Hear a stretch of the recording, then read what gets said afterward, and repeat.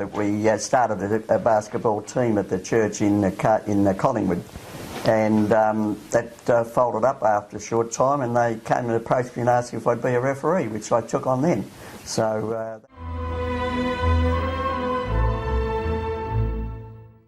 we used to play at the exhibition in those days, and then somehow or other that fizzled, and then we started playing around the church, different church groups around Fitzroy, Collingwood, Richmond, all around that area, because we was a Presbyterian competition.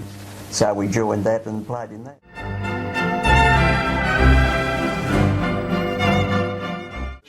Charlie Jones, there was quite a group of them. I had a heck of a good group when I first started, as far as getting, taught the ropes of the game sort of thing. It was really good. I was very fortunate actually to have those people behind me, because they were so good, in particular in everything at those days.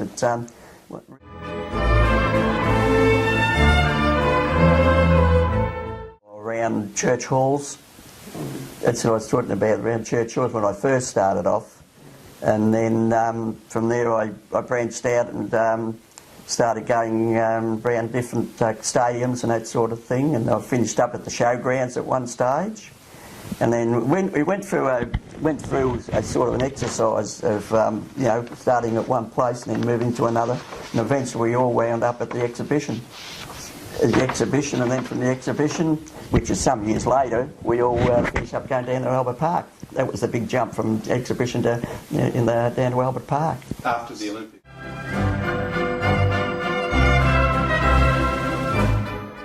I've had a lot to do with Henry Perazzo when right through when he was the Olympic, but that was one of the big features of basketball. I was refereeing over in South Australia, in the interstate, and that was when they chose the team to go, and then they also chose the first referee to ever go from Australia, and Henry Perazzo got that position, and couldn't have got a better fella.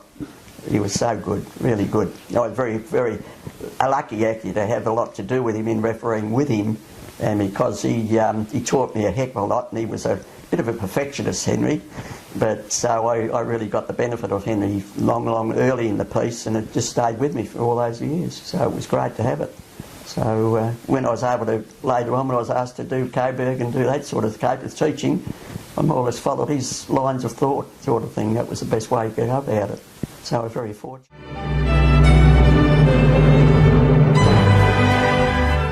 There was Henry Perazzo, Charlie Jones, Paul Wiltshire, Dougie Shields, you know him, Dick Mason for a short time. I'll give you a story about him shortly. And Tom Vickers and Jack Smith, they're the names that I can remember were at the top when I first moved into the group there. So they were a wonderful bunch of fellas. And I had a perfect backing to start refereeing. They taught me very, very much how to referee.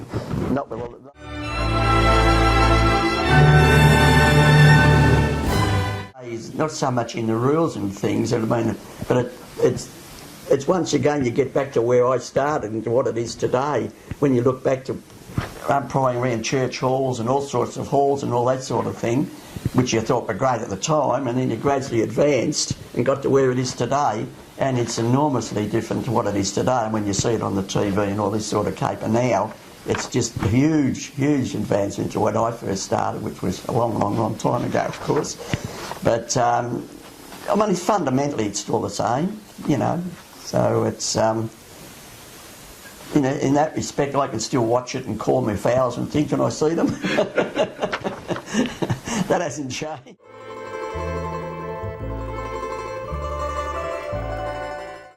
But it's a bit different today. I don't know what you people do, but we were like a family group, as I said. You come to my place, we'd have this month, we'd go to another place. We got it as a family. We all got to know one another, and because we all had kids in those days, and they all grew up, sort of thing. So it was quite a good family sort of an affair in those days. And it's sort of.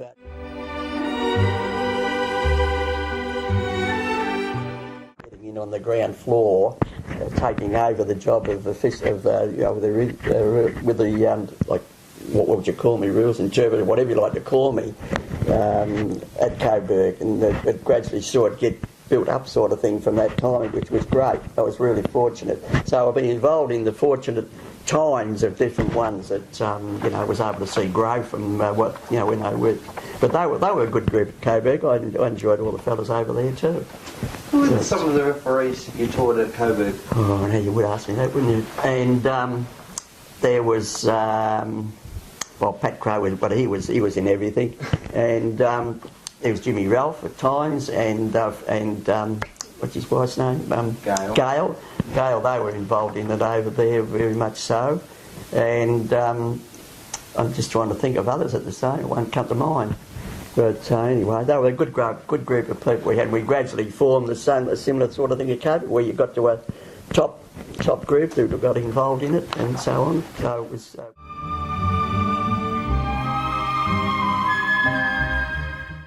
I was doing an interstate game in South Australia, and it was between South Australia and New South Wales, because you weren't allowed to umpire your own team sort of thing. And I was with Dick Mason at the time, and they used to hate Victorian referees, the South Australian people over there those days. And anyway, Dick Mason made this call, and the place erupted. So much so they started throwing coins on the court. And what upset them was he went round to pick them up, put them in his pocket. Wow.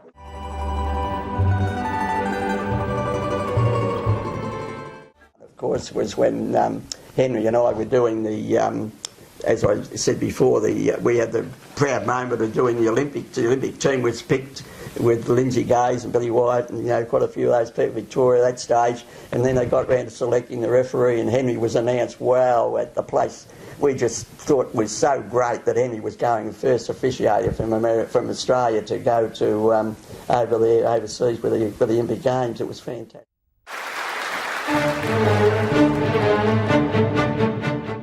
I always remember the games when Lindsay Gaze, Billy White, and that era of group. I enjoyed refereeing all those around about that era, because they all played basketball and they didn't have any, you know, histrionics or, you know, misbehaving or anything of that nature sort of thing. And it was a good era. It was a sort of grounding era from from getting basketball going from Albert Park. Really, we were very fortunate to be involved in that era.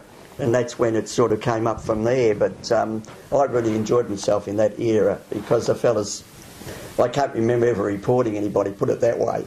So it was a good era to be involved in, because all they wanted to do was play basketball, you know, and get the game going, get the place going at Albert Park sort of thing. So it was a good era to be involved.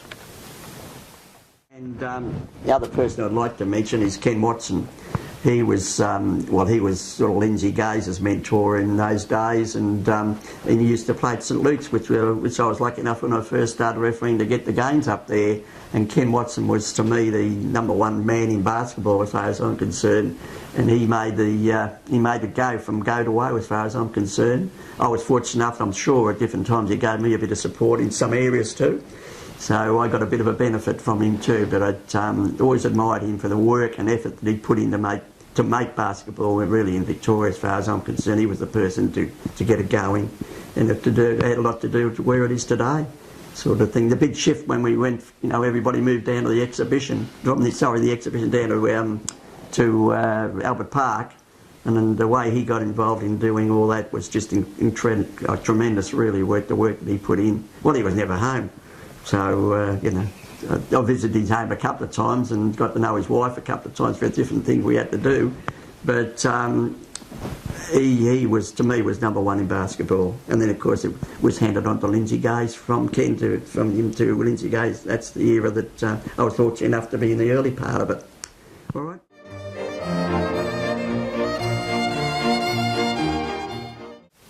I think if I was lucky, if I came home during the whole, after doing 4 or 5 games, I think we got about $5 or something, 5 shillings or something like a game, you know. You thought, well, in those days that was worth more than what, you know, 5 shillings was 5 shillings sort of thing, you know. So you come home with a $2 or £3 in your pocket and it all helped. But I used to do only, in those days, I only used to do 2 nights a week because there wasn't a basketball around. So it was...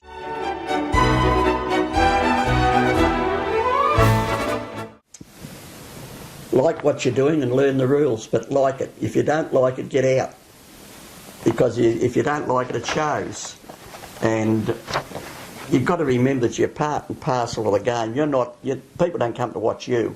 So don't go in all the, a lot of people over the years, and we won't mention any names, but they become a focal point, rather than, and then people used to go, have a few words and all that sort of thing at them, but you don't want that. The referees are just part of the scene sort of thing as far as I'm concerned. All right, we know we've got to control the game and that sort of thing, but to me that's one of the things I would say to people, learn the rules and enjoy it. Enjoy it.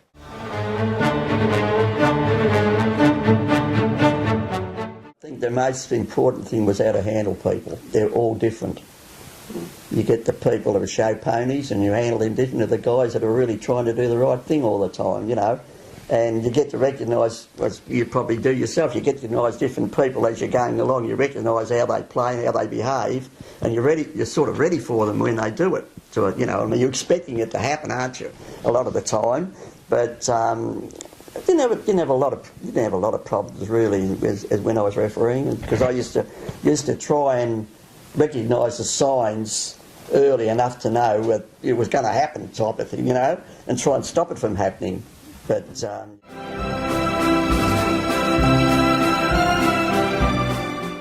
like one guy came up, the girl was only about 12, I think she was. She was playing and she got fouled out. Wow, this guy attacked me after the game. And he said, what next? Really spilled. I said to him, you know what the best thing's for you to do? He said, what's that? I said, stay home and let your girl enjoy herself.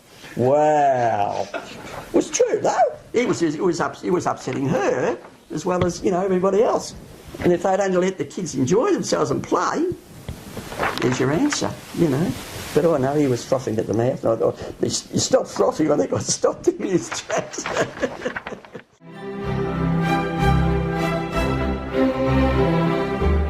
Mel Cooper and his wife Anne, and who had Watsy.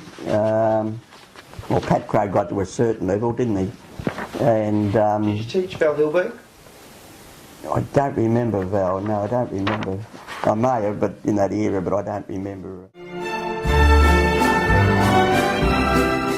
I'll be 87 in about another 6 weeks or so, and I'm off the hospital in 2 weeks to go to my legs.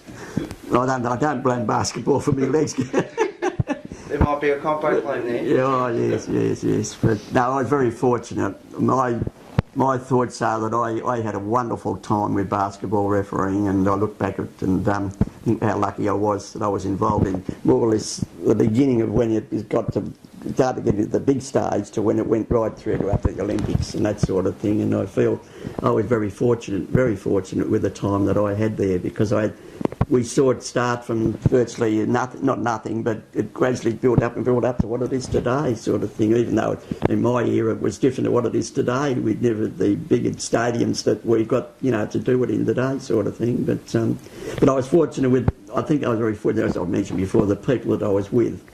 We were a great bunch of people in those days, and we weren't envious. If you got chosen before me, well, we weren't envious. We just supported one another, type of thing. Where I don't know about in the world today, there's so much of this sort of thing going on. I don't know. Don't say. You don't have to say. But no, it's that's. I hope I'm remembered in good thoughts and all that sort of thing. I'm sure I am, because I meet quite a few people. Some people come out in the day. I met a guy who was sitting on the footpath down in Bunbury the other week. I thought he was selling newspapers, and he said, B. Gordon Busby, bloody Gordon Busby, what are you doing here? I said, well, you know me. Oh, you don't remember me from basketball? I said, no, I don't. They seem to think you remember everyone, don't they? So anyway, I've got some good memories, and say with the group that I was with, I was very, very fortunate that when I first started the group that we were with, and then gradually built up and got past the Olympics and all that sort of thing, and I saw it grow and grow and grow to what it is today, and it's really, really great to watch it.